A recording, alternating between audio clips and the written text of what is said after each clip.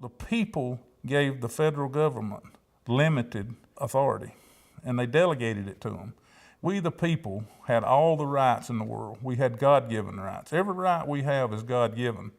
And then when we came with the Declaration of Independence, we gave up a few of those rights. And then we came with the Constitution, and we gave the government a few more of those rights. But they're very, very limited.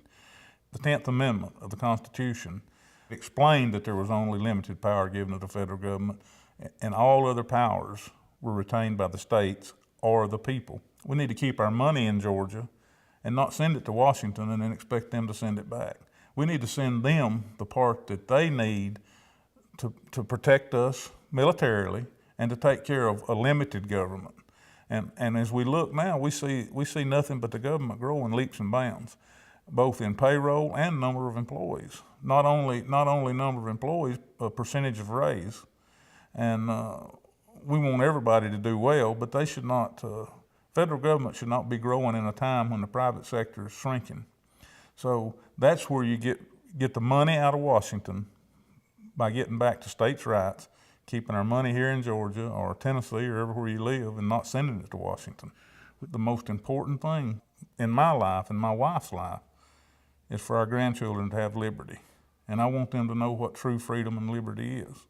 And that is getting the government out of our life. The government intrudes in my hunting life, they intrude in my farm life, they intrude in my business life, and they intrude in my home life. And I'm tired of it. We need to get back to the basics of government, a very limited government in Washington, and the state and local government ought to decide what's best for them.